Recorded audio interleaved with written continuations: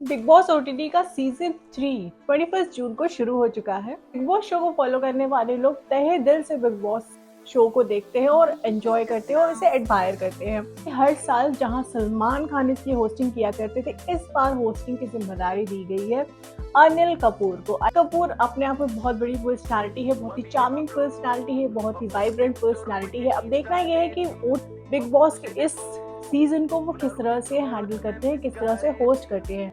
मुद्दा यहाँ पर ये नहीं है कि कौन इस ओटीटी सीजन 3 को होस्ट कर रहा है। मुद्दा यहाँ पर ये है कि यहाँ पर कंटेस्टेंट जो है वो किस तरह के हैं। यहाँ पर जो कंटेस्टेंट लाए गए हैं इस बार बिग बॉस में, वो अपनी पर्सनल लाइफ में बहुत ज्यादा कंट्रोवर्शियल है और बिग बॉस ओटीटी में लाया गया तो ये लोगों के सामने एक रोल मॉडल बनकर के सामने आएंगे। अब जब ये रोल मॉडल बनकर सामने आएंगे, जो यूथ है, जो बिग बॉस की सबसे बड़ी फॉलोइंग है, इनको एडमायर भी करेंगे, इनको अप्रिशिएट भी करेंगे, इनके जैसे बनने की कोशिश भी करेंगे। क्योंकि बिग बॉस में आना हर एक सेलिब्रिटी का सपना होता है। टीवी सेलिब्रिटी हो या फिर एक यूट्यूबर हो या फिर किसी और मीडिया प्लेटफॉर्म के थ्रू फेमस हुआ हो, हमेशा ही बिग बॉस में अपेयर होना चाहता है। यहाँ पर बिग बॉस में जो सबसे ज्यादा कंट्रोवर्शियल कंटेस्टेंट है वो है अरमान मलिक।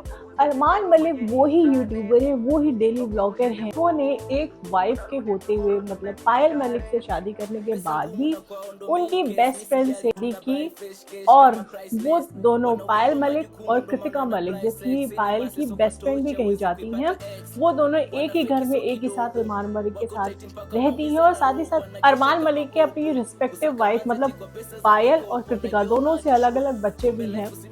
हालांकि इनकी छोटी मोटी नोकझोंक चलती रहती है, कभी कभी इनको देखकर ऐसा भी लगता है कि इनके अंदर प्यार भी बहुत है, छोटी मोटी लड़ाइयाँ भी होती रहती है, मतलब वही डेली वाली चीजें जो इनकी चला करती है। लेकिन यहाँ पर अरमान मलिक हमेशा ये पोर्ट्रे करने की कोशिश करते हैं कि दोनों वाइफ्स को वो अच्छी तरह से मैनेज कर रहे हैं। अब यहाँ पर सबसे बड़ा सवाल ये है कि क्या अरमान मलिक ऐसा पब्लिक फिगर बनने के लायक है। इतने बड़े शो में रोल मॉडल बनकर वो आए, एक कंटेस्टेंट बनकर वो आए, जिसकी फैन फॉलोइंग हजारों में और ज्यादातर के यूथ इसको फॉलो करता है। सबसे पहली बात तो ये है कि एक वाइफ के होते हुए दूसरी वाइफ, वो भी अपनी वाइफ की बेस्ट फ्रेंड के साथ शादी करना, ये कोई बहुत बड़ी अचीवमेंट या बहुत बड़ी ट्रॉफी नहीं है, ये एक बहुत बड़ा डिबेट का मुद्दा है। मैं अपनी वाइफ को चीट करके उसकी ही बेस्ट फ्रेंड के साथ शादी की और आप उसको हर जगह फ्लॉन्ट भी करते हो। मतलब बिग बॉस के ओटीटी सीजन को अगर आप देखोगे तो अरमान मलिक हर जगह ये जस्टिफाई करने की कोशिश करते हैं कि सबके अफेयर होते हैं, किसी मैंने तो सिर्फ शादी की है, या फिर सबको 2 वाइफ्स चाहिए होती हैं,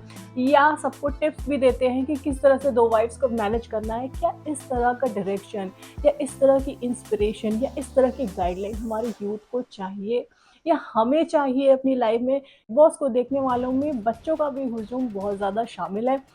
वो अगर इस शो को देखेंगे, इन कंटेस्टेंट को देखेंगे, अरमान मलिक को देखेंगे, तो वो क्या सोचेंगे। उनके दिमाग पर तो यही इंप्रेशन पड़ने वाला है ना, शादी में रह करके अपनी वाइफ को चीट करना, उसकी बेस्ट फ्रेंड से शादी करना, उसके साथ बच्चे करना, एक ही घर में रहना बहुत नॉर्मल है। और इसके थ्रू आप शायद फेमस भी हो सकते हो, क्योंकि यूट्यूबर अरमान मलिक के ब्लॉग्स को देखने वाले कंट्रोवर्सी के भी चलते बहुत ज़्यादा अरमान मलिक के ब्लॉग्स को फॉलो करते हैं। क्योंकि वो हमेशा ये देखना चाहते हैं कि दोनों वाइफ्स में आपस में लड़ाई हो रही, क्योंकि लोगों का इंटरेस्ट हमेशा इसमें रहता है कि दूसरे के घर में क्या चल रहा है। क्या हमेशा ये ऑडियंस के देखने की कोशिश करती है, जो भी अरमान मलिक के ब्लॉग को कंज्यूम करती है, वो ये देखने की कोशिश करती है क्या ये दोनों वाइफ्स सच में इतनी एमिकेबली रह रही हैं, या फिर इनके बीच में कोई लड़ाइयाँ हो रही हैं, या फिर अरमान मलिक किस तरह से दोनों को हैंडल करते हैं, किसकी साइड लेते हैं और किसको फेवर करते हैं, और यहाँ पर किसको कॉम्प्रोमाइज़ करना पड़ता है। कभी पायल अपना रोना लेके बैठ जाती है और कभी कृतिका अपना रोना लेके बैठ जाती है, लेकिन दोनों रहते साथ में हैं। अब यहाँ पर जब इनको बिग बॉस में लाया गया है, ये देखने वाली पब्लिक है, जो यूथ है, जो बच्चे हैं, इससे बहुत ज़्यादा गलत इंस्पिरेशन ले सकते हैं। क्योंकि बच्चा वो ज़्यादा सीखता है जो वो टीवी में देखता है, तो बच्चे हमेशा इस चीज़ को कॉपी करने की कोशिश करेंगे, जो कि बहुत ज़्यादा कंट्रोवर्शियल, बहुत ज़्यादा प्रॉब्लमेटिक हो सकता है सोसाइटी के लिए। इसी तरह की कंट्रोवर्शियल कंटेस्टेंट है शिवानी कुमारी, जो एक बहुत ही स्मॉल टाउन को बिलोंग करती हैं और ये उत्तर प्रदेश से आती है, और यहाँ ये अपने व्लॉग्स पर, अपने यूट्यूब पर एक अच्छी फॉलोइंग रखती हैं और यहाँ पर वो अपनी डेली विलेज की लाइफ को, अपनी डेली लाइफ को शो करती हैं। तो सबसे पहली बात तो ये है कि एक ब्लॉगर आपकी लाइफ में कोई भी कंटेंट ऐड नहीं करता है, कोई भी नॉलेज आपको नहीं देता है, किसी भी तरह की वैल्यू आपको नहीं देता है। बस वो अपनी डेली लाइफ आपके साथ एक्सपोज करता चला जाता है और वहाँ तक जहाँ तक आपको वो इंगेज कर सके, इंगेज करने के लिए अलग अलग अपनी फैमिली मेम्बर्स को ऐड करता रहता है। मतलब आप कौन कब उठ रहा है, कौन कब सो रहा है, क्या कपड़े पहन रहा है, अपने डेली लाइफ में क्या रूटीन फॉलो करता है, इसको देख कर के आपकी लाइफ में क्या वैल्यू ऐड होने वाली है, क्या नॉलेज आप इससे गेन करेंगे। बड़ी बात तो है कि एक ब्लॉगर की क्या अचीवमेंट है। अगर वो कोई नॉलेज शेयर करते हैं, कोई रेसिपी शेयर करते हैं, बड़ी स्किट बनाते हैं, तो भी ये एक एंटरटेनमेंट का जरिया हो सकता है, इसे भी अप्रिशिएट किया जा सकता है। लेकिन ये यंगस्टर जो यूट्यूब को फॉलो करते हैं, वो इन ब्लॉगर्स को जब ओटीटी प्लेटफॉर्म पर लाया जाता है तो उनके साथ इस तरह से खुद को रिलेट करेंगे। उनको तो यही लगेगा ना, नॉलेज गेन करने की कोई ज़रूरत नहीं है, सिर्फ और सिर्फ कैमरा उठाओ और व्लॉगिंग करो। व्लॉगिंग करने के थ्रू आप इतने फेमस हो सकते हो, नेशनल टेलीविजन पर आपको दिखाया जाए। अब व्लॉगर होने की बात तो अलग है, लेकिन शिवानी कुमारी जो एटीट्यूड है, चलो वो अपने एक देसी स्टाइल को कैरी करती है, उसमें कोई प्रॉब्लम नहीं है। सबका एक रीजनल लैंग्वेज होता है, मेरा भी है और आपका भी है। अपने रीजनल लैंग्वेज को बोलने में कोई भी शर्म नहीं है। जब भी अपने घर में बात करते हैं अपनी रीजनल लैंग्वेज में ही बात करते हैं, वो एक अच्छी चीज़ भी है। लेकिन अगर हम अपनी रीजनल लैंग्वेज को, रीजनल कल्चर को फॉलो कर रहे हैं, लेकिन इसका मतलब ये बिल्कुल नहीं कि जो बंदा इंग्लिश बोल रहा है वो गलत है। इस बिग बॉस ओटीटी के प्लेटफॉर्म पे शिवानी कुमारी उसका मजाक उड़ाते हुए दिखाई दी है, जो कि एक सोफिस्टिकेटेड तरीके से बिहेव कर रहा है या फिर इंग्लिश बोल रहा है। तो इंग्लिश बोलने के लिए किसी का आप मजाक नहीं उड़ा सकते। इनफैक्ट आपको उससे वो सीखना चाहिए। कोई भी लैंग्वेज कोई भी हो, उसको सीखने की कोशिश करनी चाहिए। आप अपने रीजनल लैंग्वेज प्राउड करो, उसे फ्लॉन्ट करो, उसे बोलो, उसमें कोई परेशानी नहीं है। कोई लैंग्वेज दूसरी बोल रहा है, उसे लगता है कि वो उसमें ज़्यादा कंफर्टेबल है या सोफिस्टिकेटेड फील करता है, तो इसमें कोई बुराई नहीं है। आप अगर सीखना चाहते हो तो उससे सीख सकते हो। हालांकि इंग्लिश आना या ना आना सिविलाइज्ड होने का या सोफिस्टिकेटेड होने का कोई क्राइटेरिया नहीं है। भी जो इंग्लिश बोल रहा है उससे शेम करना भी कोई बहुत अच्छी बात नहीं है। शिवानी कुमारी का एक ऐसा वीडियो भी है जिसमें वो प्लेन में बैठी हुई एयर होस्टेस ने शायद जब कोई सवाल किया होगा तो उन्होंने बहुत डिस्कस्टिंग वे में एयर होस्टेस को रिप्लाई किया और बाद में इसको फ्लॉन्ट करके वो हंस भी रही थी। सी, आप अपने रीजनल एनवायरनमेंट को फ्लॉन्ट कर रहे हो, फ्लेक्स कर रहे हो, तो कोई शर्माने वाली बात नहीं है। लेकिन जिस तरह से आप अपने रीजनल लैंग्वेज और अपने कल्चर को फ्लेक्स कर रहे हो, तो आपको कोई शेम नहीं कर सकता है। उसी तरह से अगर कोई बड़ा सोफिस्टिकेटेड मैनर में बिहेव कर रहा है और वो इंग्लिश लैंग्वेज को प्रेफर करता है, तो उसको भी शेम करने का हक आपको नहीं है। Just for the sake of being देसी, या मैं बिल्कुल देसी हूँ, बिल्कुल रॉ हूँ, अपने आप को इस तरह से पोर्ट्रे करने के चक्कर में दूसरे को इंसल्ट करने की किसी को भी परमिशन नहीं है। चाहे आप वो कोई भी हो, किसी भी गांव से बिलोंग कर रहे हो, किसी भी ज़िले से बिलोंग कर रहे हो, हम सब कहीं ना कहीं गांव से ही बिलोंग करते हैं। लेकिन इसका मतलब ये नहीं है कि हम एक दूसरे को इंसल्ट करने का हक रखते हैं।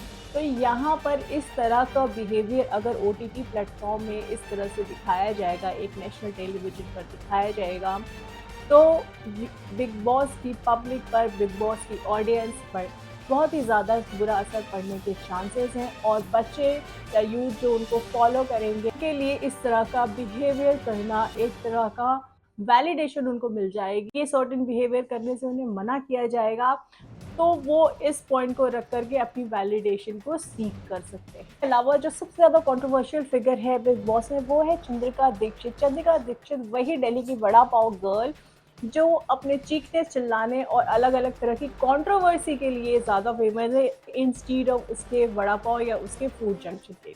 चंद्रिका दीक्षित का सामने आकर के अपनी फैमिली को हेल्प करने के लिए, अपने बच्चे की परवरिश के लिए, अपनी फाइनेंशियल स्टेटस से लड़ करके सामने आना और वड़ा पाव का ठेला लगाना, ठेले पर मेहनत से काम करना, ये सब कुछ अप्रिशिएबल है। लेकिन जिस तरह से वो ग्राहकों पर चिल्लाती है, ब्लॉगर्स पर चिल्लाती है, वीडियो बनाने वालों पर चिल्लाती हैं, कभी एमसीडी पे चिल्ला रही होती हैं, कभी सड़कों पे दौड़ रही होती, कभी किसी कस्टमर पे चिल्ला रही होती हैं, इस तरह का बिहेवियर किसी भी तरह से अप्रिशिएबल नहीं है।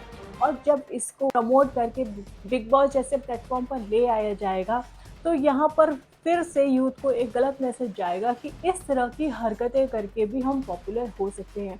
कि जिस तरह से चंद्रिका वड़ा पाव बेचती हैं, उसी तरह से ताप्स, आपको पता होगा, बीटेक पानी पूरी वाली के नाम से फेमस है। वो ना तो किसी पर आपको चीखती चिल्लाती दिखेंगी, ना ही किसी तरह की कंट्रोवर्सी में दिखेंगी। और शायद यही एक रीज़न हो सकता है कि क्योंकि वो कंट्रोवर्शियल उतनी नहीं है, वो उतने झगड़े नहीं करती हैं, उतना चीखती चिल्लाती नहीं है, वो एक वेल बिहेव लड़की हैं, इस वजह से उनको बिग बॉस ओटीटी में जगह नहीं मिली। Otherwise Taapsee is a very inspirational figure. लड़की जो इंजीनियरिंग कर रही है, वो किस तरह से अपने बिजनेस को, अपने स्टार्टअप को सेटअप करती है, तो उसको ये डर भी है कि उसकी सोसाइटी में लोग उसके पेरेंट्स को क्या कहेंगे, उसे क्या कहेंगे।